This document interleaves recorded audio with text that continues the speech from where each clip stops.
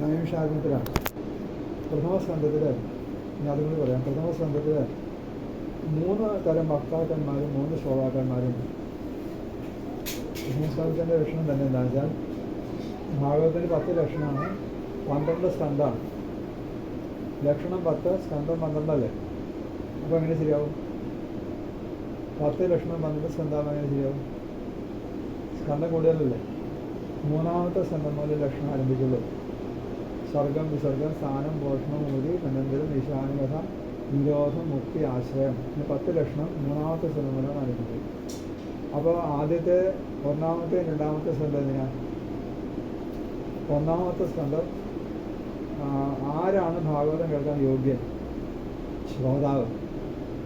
2-ാമത്തെ സ്കന്ധം വക്താവ്, പറയാൻ ആരാ യോഗ്യൻ? അപ്പോൾ യോഗ്യനായ ശ്രോതാവും യോഗ്യനായിട്ടുള്ള വക്താവും ഉണ്ടെങ്കിൽ ആശയം ശരിക്കും മനസ്സിലാവുള്ളൂ. പറയുന്ന ആൾ എത്ര യോഗ്യനാണെങ്കിലും കേൾക്കുന്ന ആൾ യോഗ്യനല്ലെങ്കിൽ വേറെ വിധം ധരിക്കില്ലേ? അല്ലേ? വേണ്ടാത്തൊക്കെ ധരിക്കുകയും ചെയ്യും. വേണ്ടത് ധരിക്കില്ല എന്ന് മാത്രമല്ല, വേണ്ടാത്തൊക്കെ മനസ്സിലാക്കും. ഒരാൾ പറഞ്ഞ മാതിരി ഒരാളെ ചെറുപ്പക്കാരനെ ഭാഗവതം കേൾക്കാൻ പറഞ്ഞയച്ചത് വീട്ടുകാരെ നിർബന്ധിച്ച് പറഞ്ഞയച്ചതാണ്. ആദ്യത്തെ ദിവസം ചെന്നതിനെ ഭയങ്കര മുഷിഞ്ഞു, ഈ സംസ്കൃതത്തിനെ വായിച്ചൊന്നും മനസ്സിലാവണില്ല. 2-ാമത്തെ ദിവസം വീട്ടുകാരെ നിർബന്ധിച്ച് പറഞ്ഞയച്ചു. 3-ാമത്തെ ദിവസം ആയപ്പോഴേക്കും നരസിംഹാവരെ കേട്ട കുറച്ച് രസമൊക്കെ തോന്നി, അല്ലേ? ബഹളം തോന്നി. 4-ാമത്തെ ദിവസം പോയി. 5-ാമത്തെ ദിവസം മതി, ഇനി ഞാനില്ല, മതിയായി, ഇന്നും കൂടി പോകാൻ പറഞ്ഞു, നിർബന്ധമായിട്ട് പോയി. 5-ാമത്തെ ദിവസം കഴിഞ്ഞപ്പോൾ 6-ാമത്തെ ദിവസം അയാൾ ആദ്യം അയാൾ ഭാഗവതം കേൾക്കാൻ ഇറങ്ങി. അപ്പോൾ എന്താ മടിയൊക്കെ മാറിയോ? ഭാഗവതം കേൾക്കാൻ ഇപ്പോൾ എന്താ ഉത്സാഹം എന്താ? അപ്പോൾ ഇപ്പോഴാണ് എനിക്ക് മനസ്സിലായത് എന്താണെന്നറിയോ? അമ്മാവനെ കൊല്ലാം.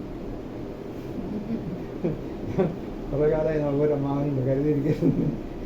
ഇപ്പോഴാണ് ഭാഗവതം കേട്ടപ്പോഴാണ് മനസ്സിലായത് അമ്മാവനെ കൊല്ലാം. അപ്പോൾ അയാൾ കേട്ടതെന്താ? ബാക്കിയൊന്നും കേട്ടില്ല, അത് മാത്രമേ. എന്താ വെച്ചാൽ കേൾക്കുന്ന ആൾക്ക് യോഗ്യതയില്ലെങ്കിൽ വേറെ വിധത്തിൽ കേൾക്കുള്ളൂ. അപ്പോൾ ശ്രോതാവും വക്താവും യോഗ്യനാവും. അപ്പോൾ ശ്രോതാവിന് എന്താ ഗുണം വേണ്ടത്, വക്താവിന് എന്താ ഗുണം വേണ്ടത്? ഇതാണ് രണ്ട് സ്കന്ധത്തിൻ്റെ ഉദ്ദേശം. അതാണ് ഒരു മുഖവരിയാണ്, അത് ഇൻട്രൊഡക്ഷനാണ്. അതിൽ ശ്രോതാവിനാണ് പ്രാധാന്യം. അതെന്താണെന്ന് അറിയാം? ഇപ്പോൾ മഹാത്മ്യത്തിൽ 6-ാമത്തെ അധ്യായത്തിൻ്റെ പേരെന്താ? സപ്താഹ ശ്രവണവിധി എന്നാണ്. അപ്പോൾ ശ്രവണം കേൾക്കുന്ന ആൾക്കാണ് പ്രാധാന്യം, പറയുന്ന ആൾക്കല്ല. കേൾക്കുന്ന ആൾ യോഗ്യനാണെങ്കിൽ അർത്ഥം മനസ്സിലാവും. പറയുന്ന ആൾ തെറ്റിച്ച് പറഞ്ഞാലും കേൾക്കുന്ന ആൾ ശരിയായിട്ട് മനസ്സിലായിക്കോളും. ഇപ്പോൾ നമ്മൾ ഉദാഹരണം പറയാം, ഈ മന്ത്രങ്ങളൊക്കെ ജപിക്കുമ്പോൾ അർത്ഥം അറിയാതെ ജപിക്കാറില്ലേ? അല്ലേ? എല്ലാ മന്ത്രം അർത്ഥം അറിഞ്ഞിട്ടാണ് നമ്മൾ ജപിക്കുക. അർത്ഥം അറിയാതെ മന്ത്രം ജപിക്കും, അത് കുഴപ്പമില്ലാന്ന് പറഞ്ഞാലെയോ നമുക്ക് മനസ്സിലായെങ്കിലും കേൾക്കുന്ന ആൾക്ക് മനസ്സിലാവുന്നുണ്ടല്ലോ, ഭഗവാൻ മനസ്സിലാവുമല്ലോ, അല്ലേ? അതേപോലെ ഭാഗവതം ഒരാൾ പറയുമ്പോൾ പറയുന്ന ആൾക്ക് അത്ര ക്ലാരിറ്റി ഇല്ലെങ്കിലും കേൾക്കുന്ന ആൾക്ക് ബുദ്ധി ഉണ്ടെങ്കിൽ വളരെ ക്ലിയറായിട്ട് അർത്ഥം മനസ്സിലാക്കിക്കോളും. ശ്രോതാവിനാണ് പ്രാധാന്യം. ഈ വക്താക്കന്മാരും ശ്രോതാക്കന്മാരും 3 തരമുണ്ട്. ഉത്തമൻ, മധ്യമൻ, അധമൻ എന്ന് പറയില്ല. കാരണം ഭാഗവതം കേട്ട് നമ്മൾ അധമനാവില്ലല്ലോ. പ്രാകൃതൻ അല്ലെങ്കിൽ കനിഷ്ഠൻ എന്ന് പറയും. ഭാഗവതത്തിൽ ശ്രോതാക്കന്മാരും വക്താക്കന്മാരും 3 തരമുണ്ട്. 1-ാമത് ഉത്തമ ശ്രോതാവ്, 2 മധ്യമൻ, 3-ാമത് പ്രാകൃതൻ അല്ലെങ്കിൽ കനിഷ്ഠൻ എന്ന് പറയും. ഉത്തമൻ എന്ന് പറഞ്ഞാൽ ഞാൻ ചുരുക്കം പറയാം, ഒരുപാടുണ്ട്. ഉത്തമൻ എന്ന് പറഞ്ഞാൽ ഒരൊറ്റ പ്രാവശ്യം കേൾക്കുമ്പോൾ തന്നെ അനുഭവം വന്നാൽ ഉത്തമ ശ്രോതാവാണ്. ഒറ്റ പ്രാവശ്യം കേട്ടാൽ മതി. ഉദാഹരണത്തിന് പരീക്ഷിത മതിയാകും. പരീക്ഷിച്ച് എത്ര പ്രാവശ്യം ഭാഗവതം കേട്ടു? നമ്മളൊക്കെ ഇത്രയൊന്നും കണക്കില്ല, സെഞ്ചുറിയൊക്കെ ഉണ്ടാവില്ലേ? ഉത്തമ ശ്രോതാവ് എന്ന് പറഞ്ഞാൽ ഒറ്റ പ്രാവശ്യം കേട്ട് അനുഭവം വന്നാണ് ഉത്തമ ശ്രോതാവ്. ഒറ്റ പ്രാവശ്യം കേട്ടാണ്. 2-ാമത്തെ മധ്യമൻ എന്ന് പറഞ്ഞാൽ പല പ്രാവശ്യം കേട്ട് കുറേശ്ശെ മനസ്സിലാക്കി വരുന്ന ആൾ. കേൾക്കുമ്പോൾ കുറച്ചൊക്കെ മനസ്സിലാവും, കുറച്ച് കഴിയുമ്പോൾ അതൊക്കെ വിട്ടുപോകും, വീണ്ടും കേൾക്കണം. ഇങ്ങനെ നിലനിൽക്കുന്നത് എന്താ പറയുക, നമ്മൾ ഈ തട്ടാന്മാരൊക്കെ കൊണ്ട് മുമ്പിൽ നെരിപ്പോട് വയ്ക്കാറുണ്ട്. ഊതുമ്പോൾ കത്തും, ഊതുന്നിടത്ത് കെടുകയും ചെയ്യും. നമ്മളൊക്കെ 2-ാം ഭാഗത്തിനുണ്ട്. കേൾക്കുമ്പോൾ എന്തൊക്കെ കയറിയെന്ന് തോന്നും, കുറച്ച് കഴിഞ്ഞാൽ അതൊക്കെ പോകും. മധ്യമാണ്. പ്രാകൃതം എന്ന് പറഞ്ഞാലോ എത്ര കേട്ടാലും പ്രയോജനമില്ല, കുറെ കമത്തി വെച്ച് വെള്ളം ഒഴിച്ച പോലെ ഇങ്ങനെ. ഈ പ്രഥമ സ്കന്ധത്തിൽ 3 തരം ശ്രോതാക്കന്മാരെ കാണിക്കും.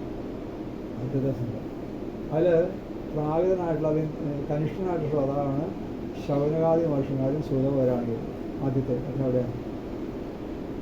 എന്താണെന്ന് വെച്ചാൽ സൂതപൗരാണികനോട് മഹർഷിമാർ ഭാഗവതം കേൾക്കാൻ ആവശ്യപ്പെട്ടത് എന്തിനു വേണ്ടിയിട്ടാണ്? ഒരു യാഗം നടത്തുകയാണ്. സത്രം സ്വർഗായ ലോകായ സഹസ്രസമാസത നൈമിഷയ അനിമിഷക്ഷേത്രേഷയ ശൗനകാദയ സത്രം സ്വർഗായ ലോകായ സഹസ്രസമാസത. നൈമിഷാരണ്യത്തിൽ ശൗനകാദി മഹർഷിമാർ എത്ര പേരുണ്ട്? വേറെ പുരാണത്തിൽ 26,000 മഹർഷിമാരുണ്ടായിരുന്നു. 26,000 മഹർഷിമാർ. അപ്പോൾ അവിടെ ഒരു സൂതൻ വന്നു. ആ സൂതൻ്റെ പേരാണ് ഉഗ്രശ്വാസ്. ആ പേര് പിന്നീടാണ് പറയുന്നത്, ഇവിടെ ഒന്നും പറയേണ്ടത്. അത് 3ാമത്തെ സംഖ്യയിലാണ് പേര് വന്നത് കേട്ടോ, ഉഗ്രശ്വാസ്. ഈ സൂതൻ അവിടെ വന്നപ്പോൾ സൂതൻ എന്ന് പറഞ്ഞാൽ ആരാണെന്നറിയോ? ഇത് സൂതന്മാർ 2 പേരുണ്ട്. തേരോടിക്കുന്ന സൂതന്മാരുണ്ട്. കർണനൊക്കെ തേരോടിക്കുന്ന സൂതനല്ലേ. ഈ ഭഗവാന്റെ കഥ പറഞ്ഞ് എപ്പോഴും അതൊരു കുലത്തൊഴിലായിട്ട് സ്വീകരിച്ച ആളാണ് സൂതന്മാർ. ഈശ്വര കഥകൾ പറയലാണ് കുലത്തൊഴിൽ. ഇപ്പോൾ നമ്മൾ ശാക്യാന്മാരൊക്കെ ഇല്ലേ, ശാക്യാരെന്ന് പറയും. ശാക്യാരൊക്കെ സൂത വിഭാഗത്തിൽ വിടാം. അപ്പോൾ ഈ സൂതൻ അവിടെ വന്നപ്പോൾ ഈ സൂതപൗരാണികനോട് ഈ മഹർഷിമാർ 6 ചോദ്യങ്ങൾ ചോദിച്ചു.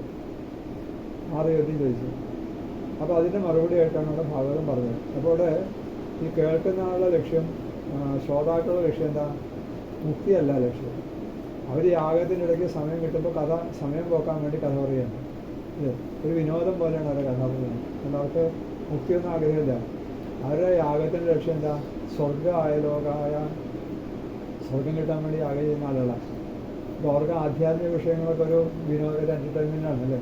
ഒഴിവുള്ള സമയത്ത് കഥ പറയാം. ചില ആളുകൾ അങ്ങനെയാണല്ലോ, വേറെ പണിയൊന്നും ഇല്ലാത്തപ്പോൾ ഭാഗവതമായിരിക്കാം. അങ്ങനെയല്ല. ഇവർ കനിഷ്ഠന്മാരായിട്ടുള്ള വക്താവും ശ്രോതാവും, അതായത് സൂതനും ശൗനകാദി മഹർഷിമാരും. സൂതൻ്റെ ഉദ്ദേശം അതല്ല കേൾക്കുന്നവരെ മുഴുവൻ മുക്തിയിലേക്ക് നയിക്കണം എന്നുള്ള സൂതനും ഉദ്ദേശമില്ല. കേൾക്കുന്ന മഹർഷിമാർക്കും ആ ഉദ്ദേശമില്ല അല്ലേ. അവർക്കത് സമയം കളയാൻ വേണ്ടി കേൾക്കലേ ഉള്ളൂ. അത് പ്രാകൃതമായിട്ടുള്ള ശ്രോതാവും വക്താവാണ്. പിന്നത്തെ ശ്രോതാവും വക്താവ് വരാം നാരദനും ബ്രഹ്മാവും. അതായത് ഈ കഥ ഇങ്ങനെ പറഞ്ഞു വരുമ്പോൾ സൂതപുരാണികൻ പറഞ്ഞപ്പോൾ 6 സംശയങ്ങൾ ചോദിച്ചു പറഞ്ഞല്ലോ. അപ്പോൾ പറഞ്ഞു, ഭാഗവതം കേട്ടാൽ നിങ്ങളുടെ സംശയങ്ങളൊക്കെ തീരും. സൂതൻ പറയുകയാണ്, ഭാഗവതം കേട്ടാൽ നിങ്ങളുടെ സംശയങ്ങളൊക്കെ തീരും. അപ്പോൾ വീണ്ടും സംശയമായി, ഈ ഭാഗവതം ആരാണ് എഴുതിയത്? അപ്പോൾ പറഞ്ഞു, ഭാഗവതം വേദവ്യാസനാണ് എഴുതിയത്. അത് ആരെ പഠിപ്പിച്ചു? ശ്രീശുവനെ പഠിപ്പിച്ചു. ശ്രീശുവൻ അത് ഗംഗാതീരത്ത് വെച്ച് പരീക്ഷത്തിന് ഉപദേശിച്ചു. ആ സമയത്ത് ഞാനും അവിടെ ഉണ്ടായിരുന്നു. അങ്ങനെയാണിത് കേൾക്കാനിടയായത് സൂതൻ പറയുകയാണ്. അപ്പോൾ വീണ്ടും സംശയമായി, വേദവ്യാസൻ എന്തിനാണ് ഭാഗവതം എഴുതിയത്? ഇത് എന്തുകൊണ്ടാണ് ശിവനെ പഠിപ്പിച്ചത്? പരീക്ഷത്ത് എന്താ ഭാഗവതം കേൾക്കാൻ കാരണം? ഈ സംശയങ്ങൾ വരികയാണ്. അപ്പോൾ ആ കഥയാണ് പിന്നെ പറയാം. വേദവ്യാസ മഹർഷി വേദങ്ങൾ വിഭജിച്ചു, 17 പുരാണം എഴുതി. തൃപ്തി വരാതെ തൻ്റെ ആശ്രമത്തിൽ, അദ്ദേഹത്തിൻ്റെ ആശ്രമത്തിൻ്റെ പേരാണ് ശമ്യാപ്രാസം. അപ്പോഴാണ് നാരദനോട് വന്നു. നാരദൻ്റെ ഉപദേശം അനുസരിച്ചിട്ടാണ് വേദവ്യാസൻ ഭാഗവതം എഴുതിയെന്ന് പറഞ്ഞു. ഇതൊക്കെ അവിടെ വിസ്തരിച്ച് പറയുന്ന കഥയാണ്. അത് നാരദൻ തൻ്റെ പൂർവ്വകഥയും പറഞ്ഞു. എൻ്റെ പൂർവ്വകഥ നാരദൻ ഭാഗവതത്തിലെ നാരദൻ്റെ 3 ജന്മം പറയുന്നുണ്ട്. 3 ജന്മം പറയുന്നു. അത് ആദ്യം ഇദ്ദേഹം ഒരു ഗന്ധർവനായിരുന്നു. കേട്ടോ, ഉപവർഷണ പേരായിട്ട് ഗന്ധർവനായിരുന്നു. അപ്പോൾ മഹർഷിമാരുടെ ശാപം കൊണ്ട് ഇദ്ദേഹം ഒരു ശൂദ്ര സ്ത്രീയായിട്ട് ജനിച്ചു, ദാസ്യപുത്രനായിട്ട് ജനിച്ചു. പിന്നെയാണ് നാരദനായിരുന്നു കഥ പറയുന്നത്. അപ്പോൾ നാരദ മഹർഷി ആണ് വേദവ്യാസന് ഭാഗവതം എഴുതാൻ ഉപദേശം കൊടുത്തത്. എന്നാൽ നാരദൻ്റെ ഉപദേശം അനുസരിച്ച് വേദവ്യാസൻ ഭാഗവതം എഴുതി. പിന്നെ അത് ശ്രീശുവനെ പഠിപ്പിക്കാൻ കാരണം എന്താ വെച്ചാൽ അദ്ദേഹം ഗ്രന്ഥം എഴുതിയപ്പോൾ പഠിപ്പിക്കാൻ പറ്റിയ ശിഷ്യനെ കാണാനില്ല. അപ്പോൾ വേദവ്യാസൻ തൻ്റെ ആശ്രമത്തിലിരുന്ന് തന്നെത്താനെ ഭാഗവതം വായിക്കാനത്തെ. അപ്പോൾ ആ ഭാഗവതം കേട്ട് ശ്രീശുവൻ ആകൃഷ്ടനായി പഠിച്ചു എന്നാണ് കഥ. ബഹിഹാപീഠം നടവരവപു കർണയോ കർണികാരം ബിഭ്രദ്വാസ കനകവിഷം വൈജയന്തിമാലാം ചന്ദ്രാൻ വീണോ രഥരസുരയ ദൂരേൻ ഗോപവൃന്ദൈ വൃന്ദാരണ്യം ശപതരമണം പ്രാവിശൽഗീതകീർത്തി. ഈ ശ്ലോകമാണ് വേദവ്യാസൻ്റെ ഈ ശ്ലോകമാണ് ശ്രീശുവനെ ആകർഷിക്കുന്നതാണ്. ശ്രീശുവൻ പരീക്ഷത്തിന് ഉപദേശിക്കാൻ കാരണം എന്താ വെച്ചാൽ പരീക്ഷത്തിന് 7 ദിവസം ആയുസുള്ളതെന്ന് മനസ്സിലായി ഗംഗാതീരത്തെ പ്രായോപദേശം ചെയ്തു. അപ്പോഴാണ് ശ്രീശുവ ബ്രഹ്മർഷി ഉപദേശിച്ചതെന്ന് പറഞ്ഞു. ആ സമയത്ത് ഞാനവിടെ ഉണ്ടായിരുന്നു. അങ്ങനെയാണ് ഇത് കേൾക്കാനിടയായത് എന്ന് പറയുന്നത് അവിടെ. അപ്പോൾ ശ്രീശുവൻ ഭാഗവതം പഠിച്ചത് വേദവ്യാസനാണ്, അത് പരീക്ഷത്തിനാണ് ഉപദേശിച്ചതെന്നൊക്കെ പറഞ്ഞപ്പോൾ പിന്നെ ഭാഗവതത്തിലെ കഥകളെക്കുറിച്ചുള്ള ചോദ്യമായി. അപ്പോഴാണ് സൃഷ്ടിയെക്കുറിച്ച് കേൾക്കുന്നതായി. അതായത് ബ്രഹ്മാവ് നാരദൻ എന്തൊക്കെയാണ് പറഞ്ഞു കൊടുത്തതെന്ന് ചോദിച്ചു. അപ്പോൾ നാരദ മഹർഷിക്ക് ബ്രഹ്മാവ് ഉപദേശിച്ച കാര്യങ്ങൾ പറയുന്നതാണ് സൃഷ്ടിയെക്കുറിച്ച് പറയാം. അപ്പോൾ ഇവിടെ നാരദനും ബ്രഹ്മാവും 2ാമത്തെ ശ്രോതാവും.